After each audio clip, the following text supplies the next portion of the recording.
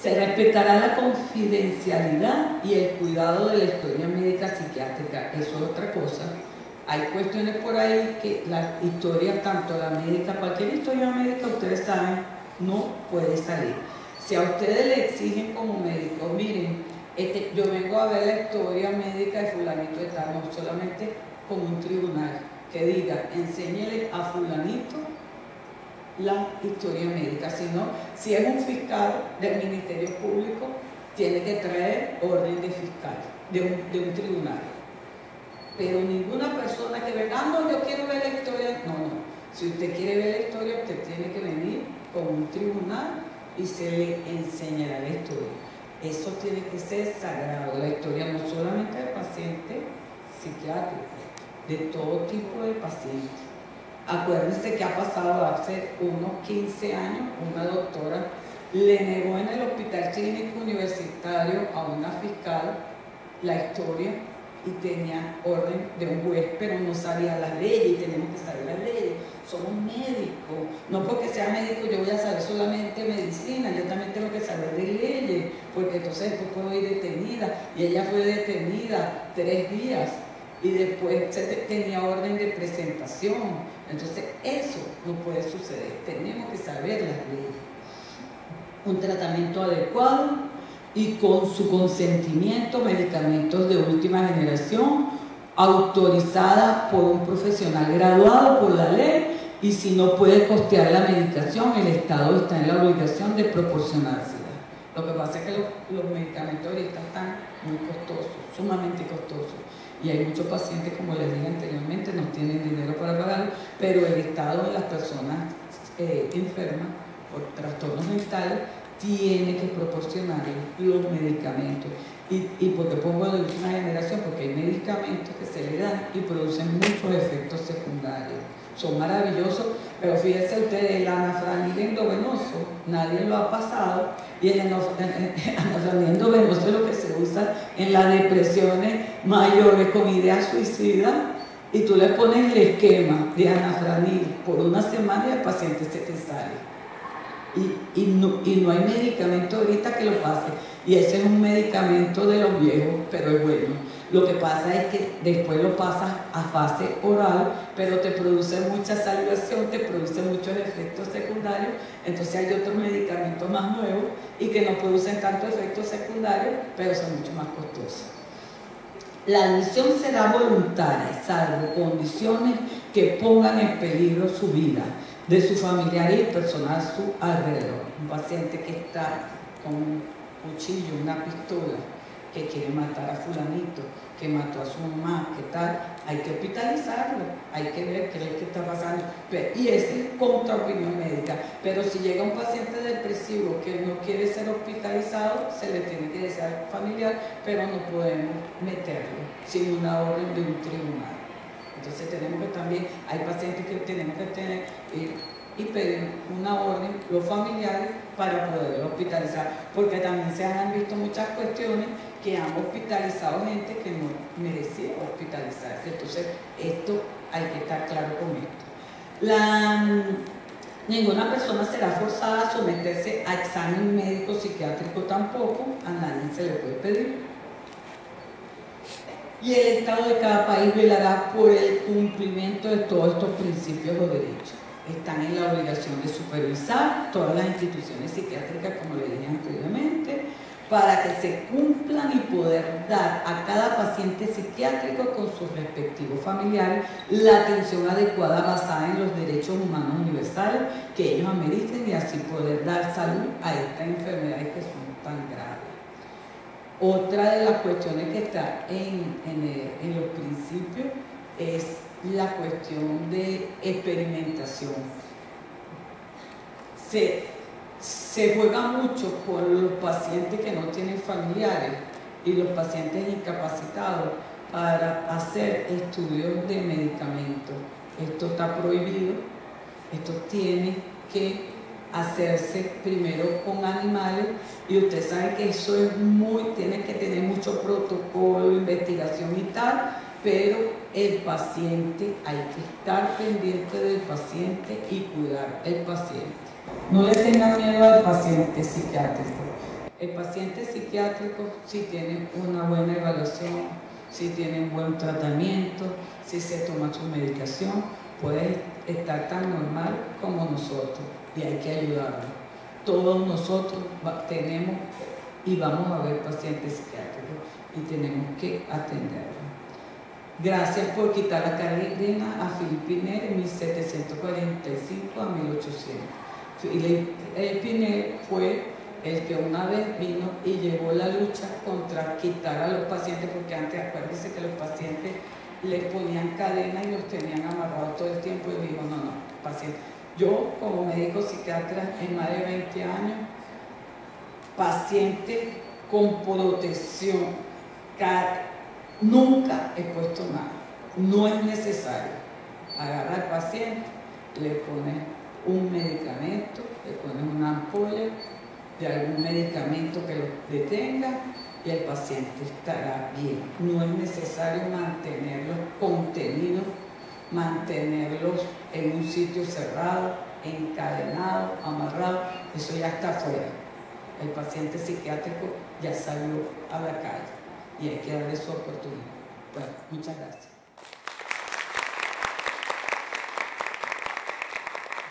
Muy agradecido, doctora, por esta magnífica exposición. Invitamos a los colegas que quieran hacer alguna pregunta a la doctora, por favor, se ponen de pie y se van al micrófono y ahí podrían hacer alguna pregunta. Hay una máxima que nos han enseñado, que la salud de un país, de una sociedad se mide por la salud psiquiátrica, ¿no? Y si estamos hablando sobre un 10%, entonces quiere decir que estamos bastante bajos en cuanto a la salud, desde el punto de vista que usted está expresando en la conferencia. Mi inquietud se basa en esos pacientes que ciertamente han sido despojados pues, de la libertad particular, aunque ya uno mostró que hay un libertador de los locos, pues ciertamente finalmente lo logró. Pero entiendo que pasamos de las cadenas a la medicación, y eso también para mí es una preocupación, porque es como que si le quitamos la movilidad motora, pero entonces pasamos a la parte fisiológica y toda aquella parte cognitiva. Y bueno, ahí es mi preocupación. ¿Qué hacemos en esa etapa? Es decir, necesitamos aún un poco más de investigación o conocimiento de qué hacer con estos pacientes que realmente los vemos tranquilos, pero que tienen un gran potencial allí. Y como sabemos, todos tenemos de todo poeta y loco un poco, ¿no? Y qué genio no hay en esas personas que quedan quizás sí, muy tranquila, muy sedada, pero una genialidad abocada. Gracias. Fíjate tú, antes con los medicamentos psicotrópicos, el paciente parecía un robot, era lento y como tú dices, parecía que estaba encadenado. Con los nuevos medicamentos hoy en día los efectos secundarios son muy leves. El paciente que esté bien medicado y en mantenimiento lleva una vida normal completamente. Y puede seguir trabajando en la medicina, en la ingeniería, en donde quiera. Cualquier paciente obrero puede trabajar. Porque el aldol, que es el que produce que te mantiene como, que te duerme, que te mantiene 3 días acostado, que te mantiene así lento, se usa de ataque, como para calmar la agresividad. Pero inmediatamente tú pasas para la droga de mantenimiento y el paciente lleva una vida normal. Y los nuevos medicamentos de estos tienen pero muy leve efectos secundarios, muy raros, ni siquiera insomnio, porque muchas veces lo toman en la noche. Por lo menos hay pacientes bipolares que tú vienes y le pones un psicotrópico de tipo no Aldol, sino le pones algo más suave con un ansiolítico, y si tiene la fase depresiva le pones un antidepresivo, pero el antidepresivo en los bipolares hasta 20 días, 3 semanas. Al salir de esta fase, ya él se queda tranquilo y tú puedes manejarlo con ansiolítico. Entonces, vemos que el paciente sale y no era como antes. Paciente que tú lo veas tembloroso, que esté con tipo robot, que esté enlentecido, ese paciente no está bien medicado. Ese paciente hay que quitarle la medicación, hay que revisarlo, porque el paciente tiene que andar así como nosotros. Y es así. Y a no ser que sea una esquizofrenia crónica, que son los más difíciles.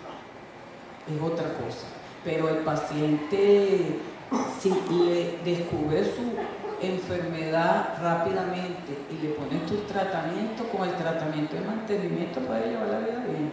Claro, el paciente puede a veces dejar la medicación, pero al entrar en un estrés profundo, en un problema grave, entonces tiene una fase aguda, recae y entonces hay que volver a la medicación. A veces le damos mantenimiento para que el paciente no tenga recaída, pero ya no se ve eso, ya no se ve esa robotizada, el paciente limpio. ¿Okay? Sí, buenos días. Doctora, si bien es cierto, los médicos como tal, en diferentes especialidades, no le damos la importancia debida a todas las patologías psiquiátricas, porque de una u otra manera aprendemos la parte somática y le damos el enfoque necesario a ese punto de vista, ya que en diferentes oportunidades, enfermedades psiquiátricas, por una u otra razón no la queremos tratar.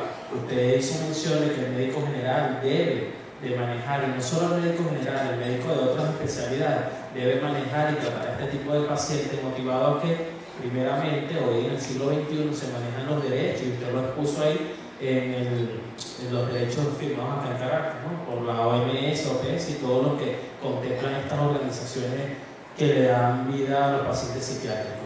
Hay clínicas que son muy floridas, clínicas como tal, en pacientes psiquiátricos, que uno puede decir, mira, sí, es un paciente con tal patología, ejemplo, esquizofrenia. No, vamos a enviárselo al psiquiatra porque él es el especialista que debe tratarlo. Pero también es cierto que hay pacientes con, digámoslo así, síntomas de algún trastorno cognitivo o cognitivo-conductual, perdón, y que de una u otra manera no salen a la palestra pública. ¿Cuáles son las principales patologías, mi pregunta, que debemos de manejar los médicos generales y los médicos de otras especialidades dentro de nuestras manos? Y digámoslo así, ¿qué tipo de fármacos o psicofármacos nosotros podemos manejar a nuestras manos que pueden ser utilizados en pacientes que, como se lo dije anteriormente, no salen a la palestra pública y que nosotros lo podemos dominar como tal? Es mi pregunta, gracias. Sí, para la segunda etapa de estas conferencias, yo voy a hablar con el doctor Madrid para presentarle la parte de emergencia psiquiátrica y medicamento más usado en la medicina general, porque esto es largo. Lo que sí les puedo decir ahorita es lo siguiente: depresiones lo puede manejar usted. Estrés, lo que más se usa, más nos llega a la consulta. Cuadros de ansiedad generalizada, y también se puede con ansiolíticos, y después diré los tipos de ansiolíticos desde el más leve al más grave.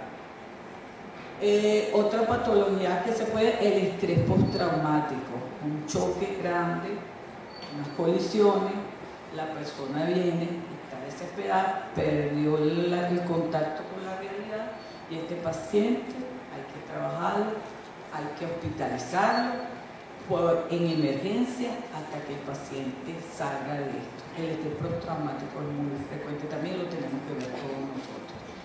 Otra de las cuestiones que también podríamos manejar, la bipolaridad yo se la dejaría más bien a los psiquiatras, a veces por algo tiene su tratamiento, y hasta para nosotros a veces es difícil porque a veces viene está la parte depresiva y entonces es como un switcheo, lo que llamamos nosotros, nos pasa de la parte depresiva a la parte maníaca. Entonces está depresivo, se quiere matar, se quiere morir, no quiere vivir, entonces tiene su antidepresivo y de un momento a otro él se pasa para la parte maníaca, empieza a salir, se vuelve loco, anda desesperado y tal, y por eso es que es difícil hasta para nosotros los psiquiatras manejar esa medicación.